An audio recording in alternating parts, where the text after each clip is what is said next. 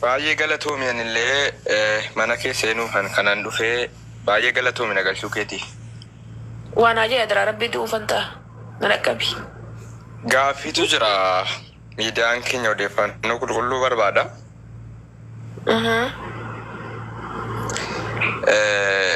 Jechuun akka intarviiwuutti si gochuuf si barbaadaa turre. Ayyee.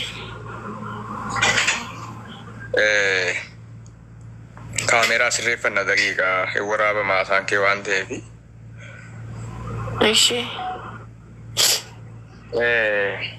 Wal dhabdeenii lafa buleeyyii lama gidduutti ka'ee jechuun toora miidiyaa hawaasaa irra naanna'aa ture. Lafa buleeyyiin kun immoo Tigistii fi Ganniidha. Gaddalanne maal lafa bulee lafti siinaa bultu jenni. Uummata gaa yaada uummataati. Miidiyaan jenni maal halkani? Ishee. Lafa buleeyyiin kun wal loluu dura baay'ee wal jaallataa turanii hariiroo waliin jireenyaaf icciitii waliin dubbii hedduu qabanii jedhan. Waan kana irratti mee gara wal dhabdee keessanitti booda keessatti deebina. Sii fi Ganni gidduu hariiroon kana dura ture akkam ture otoo lolii isaa hin jalqabin dura yeroo isin biyya Joordoon keessa jirtu ammas guyyaa geemaa adda durummaan baatanii namoota geemii irraa hafan laayibii keessan banattanii adda Tigistii lolaa turtan. Mee hariiroon keessanii kan Ganniif isin gidduu jiru otoo waliin lolin maal ture? Ganama barii barraaqa walii bilbilaa maan nyaatti jennee nyaata nyaannu walitti agarsiifnaa haala madaamin teenyettiin walqita walitti himnaa. Marsaan laguu keenyaa waliin dhufe walitti himnaa. Shintibeetii eesseen walitti himnaa. Nyaata yoo wajjin nyaannu walitti himnaa. Wanti nu walii goone hin jiru ani fi Ganniin ta'u.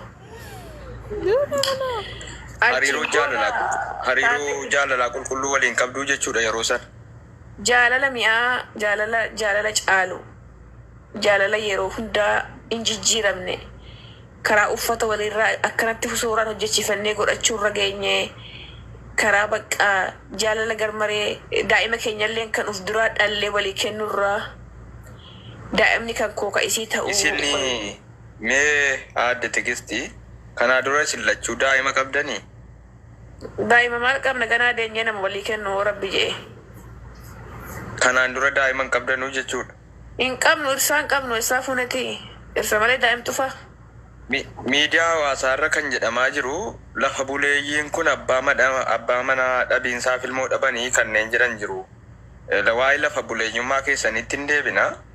Kanaaf hariiroon keessan yeroo isheen biyya Joordoon keessa jirtu hariiroo gaarii irra turtanii jechuudha. Hariiroo gaarii irra turree nu lafa sin burre lafa sin dhurree kan alanne gadda rakkina biyyaa nu baasee ragadda nu qabsee amma immoo duraa wal jaalanna gar malee seenaa baay'ee walii guduufine waan baay'ee walii goone amma immoo ka carraa ta'ee seexanni dhufee walitti nu naqen beeku. Dubaay gaafa siisentu hunduu nuti jijjiirame isii natti jijjiiramtanis wal dhabdee jedhaman. Adda Tigistii gara wal lolii isaatti suuta deebina gara nageenya keessanii sana xumurra. Isin guyyaa geemii isii gadi baatanii namoota maqaa kaasuudhaan lolaa turtan. Kan isin lolaa turtanii fi maaliif geemii isirraa afamaa jettanii maqaa namootaa hashtag gochuudhaan jechoota Ingiliffarraa fudhanneeti kan fayyadamne maqaa namaa kaasuudhaan kan isin waamtanii maaliif geemii irraa afanii jechuun sadarkaa arrabsoorra geessaniittu jaalalli keessan adduma kanaa cimaa ture. Jaalalli kiyyaaf kan isii adduma jarreen nu lafti bira hojjennuyyuu jaalala keenya lamaan hin beeku. Isin isoo nyaattu na yaamteen isoo na yaamu ittiin agarsiisa jaalalli keenya liyyuu caaludha. Jaalalli kiyyaa fi jaalalli Ganni. Amma garuu waan booressa wallaaleen wanni ma booresse wallaale jidduu tanatti. Okay, Joordoon irraa akka Dubaayii dhuftuu fi kan haala mijeessummaa keessatti shoora taphattan qabdu.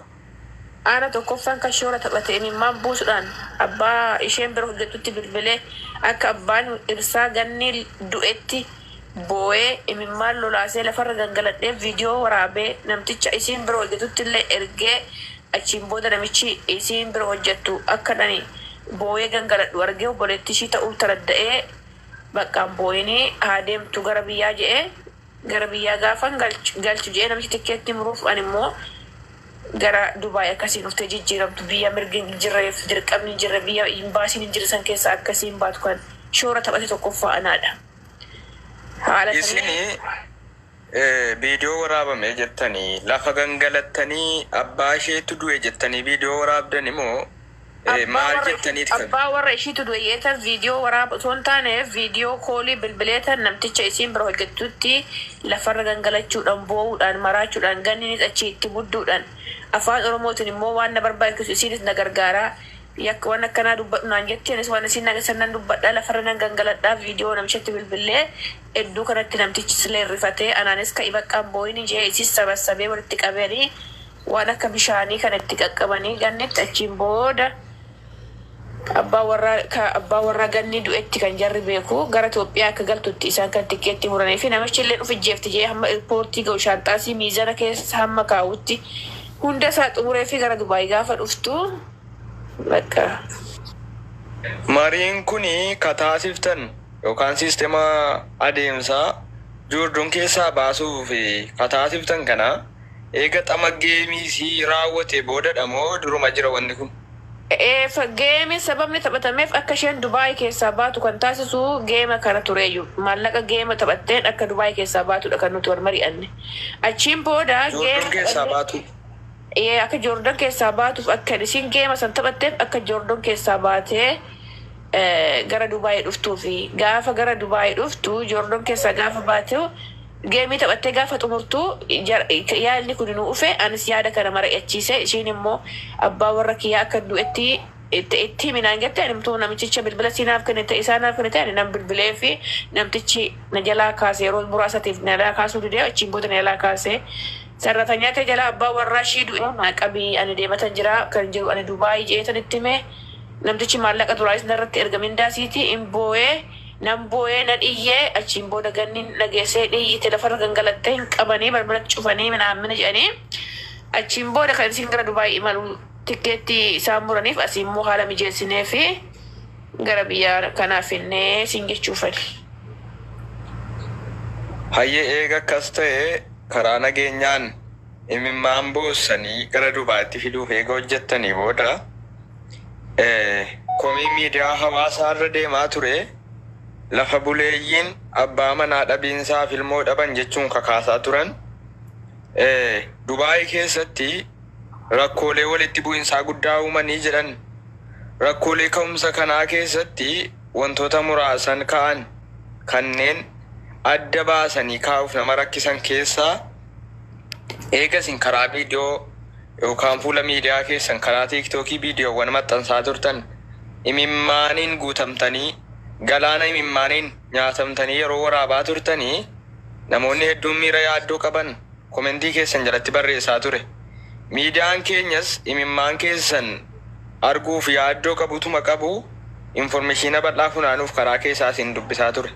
Mee utuu gara walloleessaatti hin darbin viidiyoowwan imimmaaniif kaaftan sana guyyaa tokko kan asitti dubbadhe bilbila kootu badee jettan.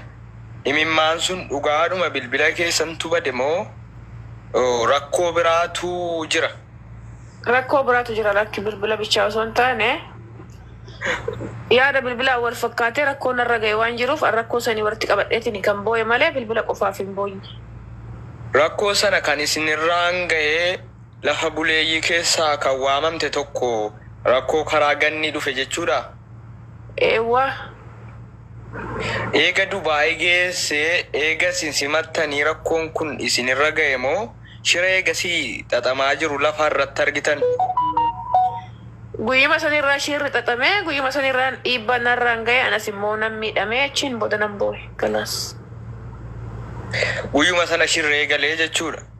Guyyuma ani fide san jammarame achiin booda bariisaa san jammarame achiin booda bilbilaa wal qabatee miidhaan narra ga'e ani miidhama kan kommoo himachuun barbaadu achiin booda boo'ichi. Boo'ee miidiyaan keenyas dhimma keessan kan akkuma isin jettanii guyyaa tokko gaaffii haaluma ummataatiin kataasisee imannaa keessan kufaa taasisee ture sababoota ijoo ta'antu jira malee bilbilli baduun hin boosisuu jechuun haasaa keessan fudhatama dhabsiisee ture. Kun viidiyoon illee waraabamee ture. Isinis adda dhugaa baatanii kashira kana isin irratti xaxanii aadde Gannii qofa moo nama biraa dabalateeti? Fa aadde Ganniin karaa baaftee namni biraa itti dabalame malee dura tokkoffaa kashira kana xaxe aadde Ganniidha. Namoota isin Gannii keessaa shakkitan keessaa tokko eenyudha? Maqaa koo akka saaxilu kan gaafate aadde Ganniin aadde Burtee kan jedhamtu waan adda addaa haasa'ii jarreen kana lamaan addaan akka fageessinu jettee akka isiin itti himteedha. Burteen kan natti himte garuu Burteen haasaa haasofte san keessaa Ganniin akkana jee jetteen akka isiin itti himteedha. Burteen kan natti himte sobaan garuu Burteen soba saniin amantee dubbattee achiin booda kan Burteen gadi baatee jechoota sobaa fayyadamtee akka maqaa aadde Tigisti Ganniin ka dubbatte yeroo dheeraa viidiyoo kan gammee wajjin waraabdan argama. Kan isin adda ba'iinsa jettan kuni Ganniin gammee waliin adda si baasuuf ka yaaltedha moo shira kana eenyuun adda si baasuudha? Namaan adda akka fagaatan yeroo jettanii kaaftan dhaga'ama. Eenyuun adda si baasuudha? Namuma addaan baasuuf malee ani abbaa warraa san qabanii gammees taatu an akka jaalallee kootu osoo hin taane akka obboleessa kootti kan wajjin taphachaa turre. Shoor nu tanaan dura taphannes hojii keenya waliif guddisuu akka inni hojii isaa babal'atuuf akka qabannee uummanni keenyas gammadee enjoy itti godhuuf taphanne malee sheerri nuti wajjin taphanne tokko hin jiru. Akka irsaa miti taani abbaa warraa dhabees miti abbaa warraa nan qabaa. Ani akka nuti taphanne akka uummanni Oromoo akka itti fudhatetti akka waan ani inaaffan guutamee boo'eetti Ganni footoo wajjin qaatatti gaane shira uummata keenyaa hin beektaate nuyyoo kun shira uummata keenyatti nuti akka obboleessatti akka obboleessatti. Aadde Tigisti rakkoo dhoo'insaaf gabaasaa keessatti nallee wanti mudate jira. Booda rakka ifa gootan barbaada. Dhoo'insa dubbii kanaaf sababa ta'e eega miidiyaa keessan karaa laayivii gammee galee gaafisii waliin taasise qilleensarraan bu'anii dhufaniiti ka dubbatanii aadde Ganniin ka yiddu lammaantummaa seenan anaasni waliin gaaffii deebii taasisaa jiru bilbila badee eega jedhanii booda eega bilbilli keessan sun isin hirkaa bade yookaan isin biraa deemanii Gannii waliin dubbii taasiftan qabdu? Kaasifne dubbii isaan lachuu narraa cufatan. Rakkoo narra ga'eefis nan gaafannee maal akka nan ta'ee boo'es nan gaafannee miidhaa koo kadhan miidhamee boo'eefis dhimimmaan koo waan lola'eef nan gaafanne. Gonkumaa waa'ee kanaaf itti naa dhimmoomne. Waan narra ga'e sanis furmaata naan laanne maal akka ta'es hin beekani. Garuu gaafadhani boo'ee uummanni kokkee qabu gadi ba'anii bilbila jalaa bade jedhani bakka ajandaa biraa. Ani garuu miidhama koo waan biraafan boo'an bilbila osoo hin taane.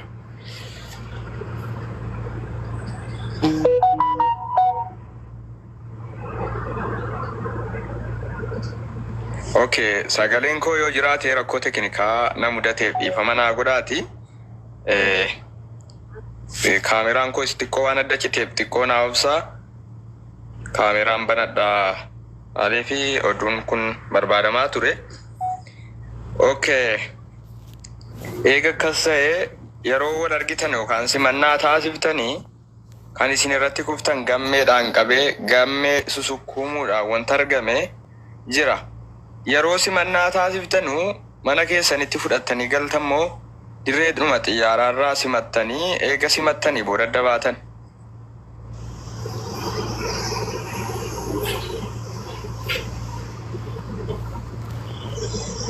Hordoftoota keenya obsaan nu eegaa. Aadde Tigisti waan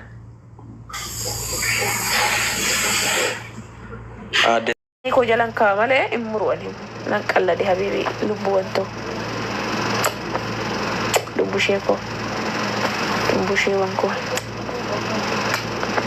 dannichoo koo baarichoo koo gurraachoo koo lubbuutu shaarmuxaa bahi fakkeessituu siilmoo cittoo warri amma fagaararraa harattan kuni maaliif gaafa san uftanii simatinaadhaan jabaran ani kana bakka kan nagarrame baranam warri amma huddurraa harattan kuni warri amma fagaararraa harattanii komentii barreessitan kuni maaliif gaafa sin uftanii simatinaa eefasanii maaliif biddeen takka fiddanii dhufinaa eefasanii maaliif birrii takka fiddanii wal guurtanii kafanan bitinaa fi eefasanii maa warqii shallaminaa maa fagaararraa harattu amma yeroo ejjanii deemaa warqii shallamaa deemaa bilbila ayfoonii bitaa fi kennaa fi suuqii biree keessaa baasaa hojii uuma fi maal fagaararraa harat ture minniiwwan ganniin tuqin ganniin goota ganniin tuqin sobdu yoo dhuguma dhiira taate deemaa warqii shallamaa mana biree keessaa baasati suuqii hombaasan keessaa baasati gatii gadi qabaan hamma hojjattu mana sira siraataa galchaa hojii banaa fi meesitu dhiira axamma dhuguma jaalatta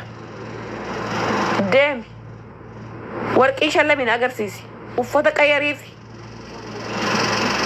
uffata isiin barbaaddu bitiif minni komentii koyyaa teessee ganniin tuqin buci fagaarattan gubaas qabseefana barbaade deemi uffata ufiin boontuufaa wannoo uffaa kennaniisan falmattuufaa kennaniisan irraa baasii bitiif uffata biti itti dhuisi minnaam mana yoo teessee komentii barreessa gannii kiingeetti itti agarsiisi deemti natti agarsiisi mana biree keessaa baasi suuqii hombaa keessaa baasi hojii uumifiiti akkasiin ol gettee taa'ettu qabi hojjechiisi deemti as jala teessee gannii kiingi waan ganniin dubbatin laalbicha waan ganniin dubbatin garuu maaga deemi haasaa nimati komentii nimati kan jaalala namaa mul'isanii takkatti itti fidaniitti addeessaniitti agarsaniiti inni kuni har'a akkasitti aarre kuni hojii isaa guyyaa guutuu meeshaa isaa kan hojjetu kaargoo isaa dhiiseti guyyaa guutuu achi gataa ooletti baasee fide ani madaamii tokkadheetan guyyaa guutuu halkan taa'aa buleetan guyyaa guutuu dhaqnee finne ajjabne habaaboo binnee fi ufitti qabne ni qiffi goone waan na barbaadne illee wal goone fasanii illee maal gootanii fatammaa sira teechee waraabi akka barbaaddetti maal goote majala teesse gannii ganniin tuqin ani sanyii jawaar ganniin tuqin sanyii Abubakar mana agabbaay taadaayine agabbaay sanyii Abubakar ganniin tuqin sanyii Abu maali gannii yoo jaalatte deemi mana sanii baasiti hojii uumiif fataa godhi jireenya si jijjiiri hee dhugaa rabbi gammee kiingi dhugaa dubbachuudha fi kiingi ganniitoo warri ganniitoo minniitoo maagaa koo jettani dhaqaatii hojii uuma fi suuqii hombaasan keessaa baasati paaspoortii hojjechiisa fiiti warqii shallamaan agarsiisame kafana xuusaan agarsiisame ajjabaa gaaf tokko meekkanatti maa sobduu